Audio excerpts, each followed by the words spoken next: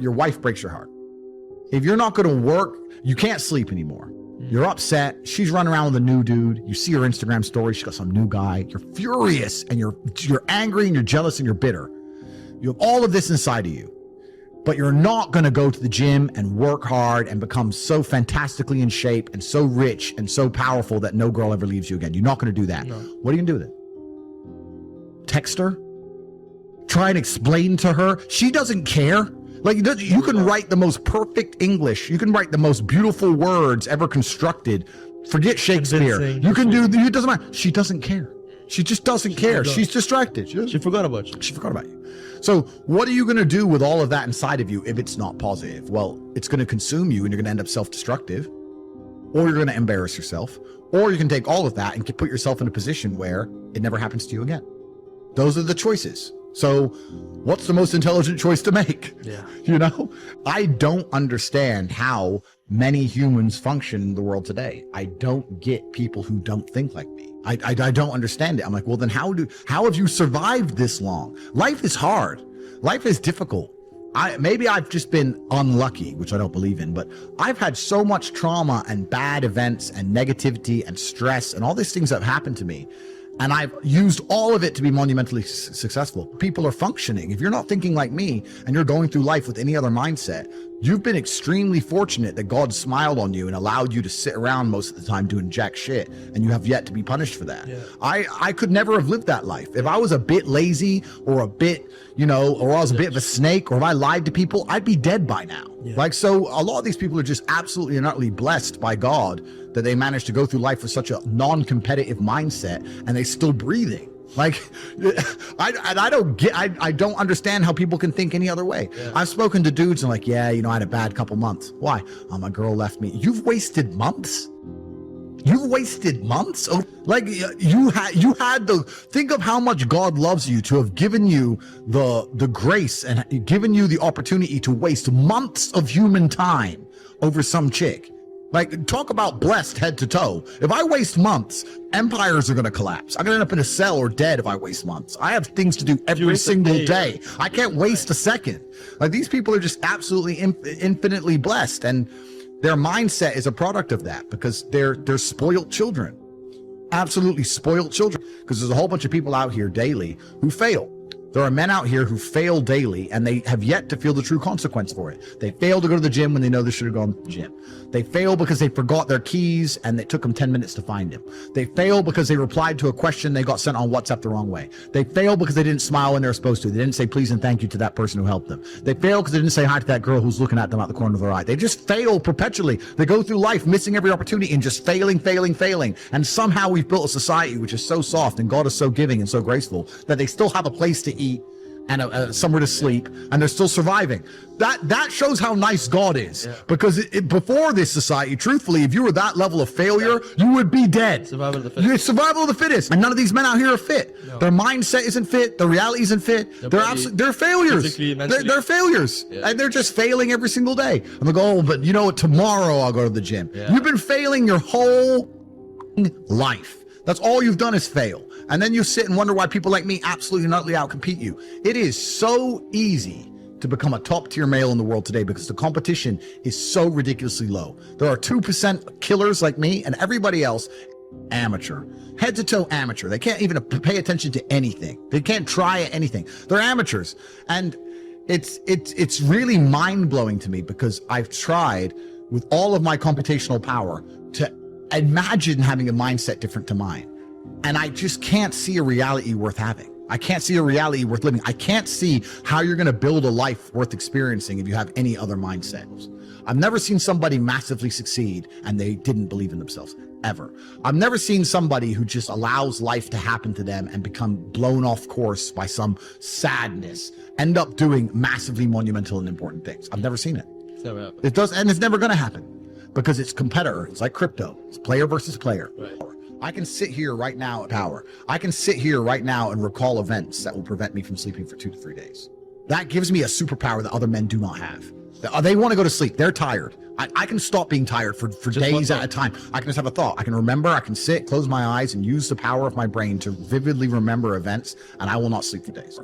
And when people come to me and say, oh, this happened, I'm really sad, or my heart broke, or this bad thing happened to me, I say, good. Thank the Lord that he's given you this endless source of motivation. You're wasting it. That's your problem. But it's been given to you. Nitrous oxide has been given to you. You just have to use it in the correct way. So I'm the luckiest man in the world because all the bad things that happened to me have given me all the building blocks to become the most fantastic man on the face of the planet. Grief. No one escapes it. Not the rich, not the poor. Not the famous, not the infamous. Grief is a natural response to loss. Often the pain of loss can feel overwhelming. You may have all kinds of unexpected emotions. You can be angry, you can have disbelief, you can have guilt. There isn't a person listening to me who hasn't encountered grief. You've lost somebody, you've been through some things. Maybe it was the loss of an opportunity. Maybe it was the slow disintegration of a relationship that was once a source of love, and now it is a source of pain. No tear ducts will go unused in this life. The moment the doctor slapped your bottom, you came out of your mama crying. There is no way around it. There is no injection for grief. No medication for grief. It doesn't matter how intellectual you might be, how wealthy, or even how spiritual you may be. Grief without discrimination comes to everybody. Don't let these people deceive you that they are so spiritual they don't know what it is to have grief. They are liars. Every last one of them are absolute liars. While grief is common to all of us, prolonged grief can be physically and emotionally debilitating. Can affect your health. Can affect your mind. It can affect the next relationship you have because you really haven't gotten over your past relationship. How long will you mourn? You should have overcome your grief by now. How long will you weep? How long will you be bitter? How long will you be angry? How long will you sob and mourn and walk around enraged? What good is it getting a divorce if you're still gonna be mad? If you're still gonna be writing notes and wondering, did you see him and who was he with? You are not divorced. I don't care what the paper says. You are still married. How long? God says, how long will you mourn over a door I have closed? How long will you mourn over a marriage that's over? A job that's gone? A girlfriend that left? A boyfriend that left? How long? How long will you be angry and frustrated and build your whole life around something that is dead? If you're going to fulfill your destiny, you have to get good at letting things go. Jesus said, offenses will come. Disappointments will come.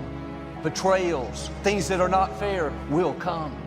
How you handle the hurts will determine whether you move forward or whether you get stuck, bitter over what didn't work out.